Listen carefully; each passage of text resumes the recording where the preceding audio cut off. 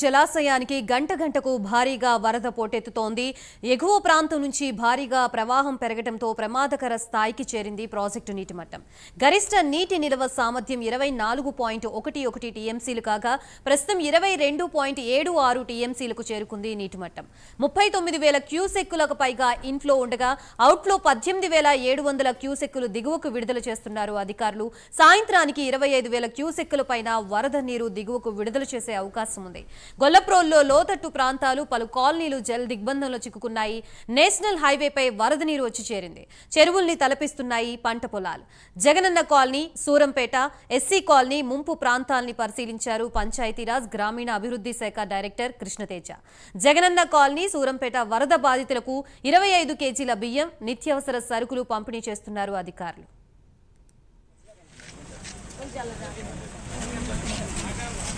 అంటే food packets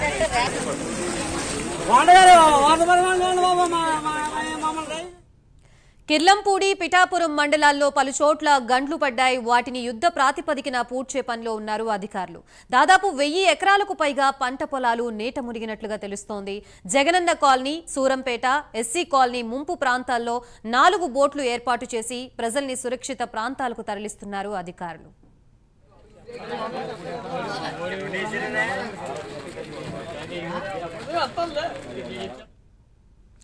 మొత్తంగా వరద ప్రభావంతో కాకినాడ జిల్లాలో ప్రస్తుతం సిచ్యువేషన్ ఏ విధంగా ఉంది అనే దాని గురించి మనకి పూర్తి అప్డేట్స్ ఇవ్వడానికి మా ప్రతినిధి కామేశ్వరరావు సిద్ధంగా ఉన్నారు.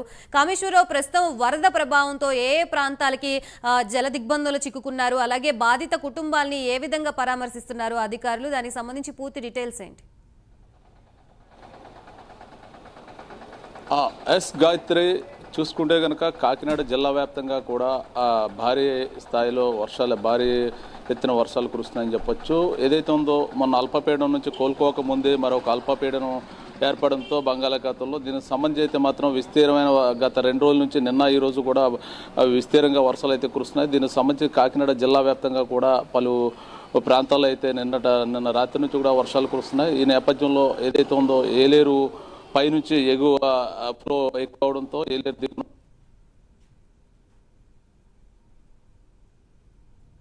ఇన్ఫ్లో రావడంతో అవుట్ఫ్లో అవుతుంది. దీనికి సంబంధించి ఏలేరు ప్రాజెక్టు సంబంధించి దిగువ ప్రాంతాలు ఏవైతే ఉన్నాయో 4 నియోజకవర్గాలు అయితే దిగువ ప్రాంతాల్లో అయితే ముంపుకు గురయ్యేటట్టయితే అంచనా వేస్తున్నారు. ఈ విధంగా జగ్గంపేట, పత్తిపాడు, జగ్గంపేట, పత్తిపాడు, పిఠాపురం, పెద్దాపురం 4 నియోజకవర్గాలు కూడా మొత్తం ఈ ముంపు బారిన పడే అవకాశం ఉన్నట్టయితే మాత్రం అధికారులు అయితే తెలుపుతున్నారు. ఇప్పటికీ అధికారులు వారి యొక్క ఏలేరు కేంద్రాలకు అయితే తరలించారని చెప్పచ్చు. దీనికి సంబంధించి ఇప్పటికే కూడా అధికారులకి ఎప్పటికప్పుడు జిల్లా కలెక్టర్ అప్రమత్తం చేసి వారిని అక్కడ పరిస్థితిని ఎప్పటికప్పుడు అడిగి తెలుసుకుంటున్నారు. దీనికి సంబంధించి కాకినాడ జిల్లా వ్యాప్తంగా అత్యధిక తీరం కలిగిన కాకినాడ కోస్టల్ కారిడార్ మొత్తం కూడా ఇప్పటికే అధికారులను సమాయత్తం చేశారు. ఆల్రెడీ ఇప్పుడే కొంచెం కింద వర్షా దగ్గర అయితే మాత్రం ఈ వాయుగుండం అయితే అల్పపీడనం అయితే వాయుగుండంగా మారిందని చెప్పచ్చు. మరి కొద్ది 24 గంటల్లో అయితే మాత్రం దీన్ని వర్షాలు అయితే తగ్గుముఖం పట్టే అవకాశం ఉన్నట్టయితే తెలుస్తుంది. దీనికి సంబంధించి వర్షం అల్పపీడనం ఏదైతే ఉందో బలహీన పడిన తర్వాత కూడా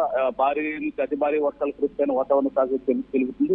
దీని ఎఫెక్ట్ మనకి ఇటు తక్కువ ఉన్నప్పటికీ కూడా వర్షాలు అయితే మాత్రం విస్తీర్ణంగా అయితే కురుస్తుందని చెప్పచ్చు. దీనికి సంబంధించి ఇప్పటికే మొత్తం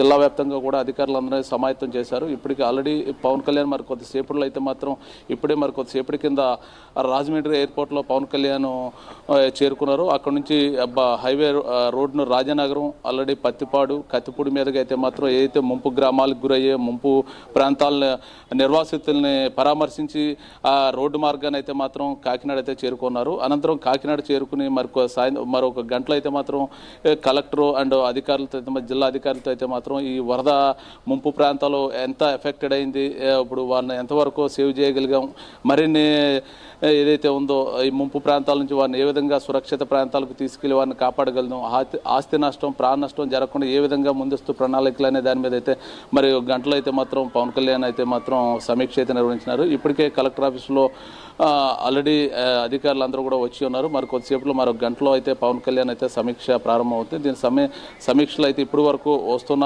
ఎగువ నుంచి వస్తున్న నీరు, దిగువన ముంపు గురైన ప్రాంతాలు, నిర్వాసితులు సంబంధించిన మొత్తం టోటల్గా ఇప్పటి వరకు ఎంత అయితే నష్ట నివారణ చేకూరింది, ఇంకా ఇప్పుడు వస్తున్న వరద నీరుకు ఎంత ఎఫెక్టబుల్ అవుతుంది ప్లేసెస్ అనే దాని మీద అయితే మాత్రం పూర్తి నివేదిక అయితే పవన్ కళ్యాణ్ అయితే అధికారులు అడిగారు. ఇప్పటికే అధికారులు అయితే మాత్రం ఫ్లడ్ ఏరియా మొత్తం కూడా పరిశీలిస్తున్నారు. ఇప్పటికే ఆర్డీఓ అండ్ ఎంఆర్ఓ ఎండిఓస్ కూడా, రెవెన్యూ అండ్ ఇరిగేషన్ సిబ్బంది కూడా ఇప్పటికే మొత్తం ఫ్లడ్ ప్రాంతాలు అయితే పరిశీలిస్తున్నారు. దీనికి సంబంధించి ఇప్పటికే కూడా మొత్తం టోటల్గా కూడా ఇప్పుడు నిర్వాసిత ప్రాంతాలు అయితే మాత్రం పరిశీలించడం జరుగుతుందని చెప్పొచ్చు గాయత్రి.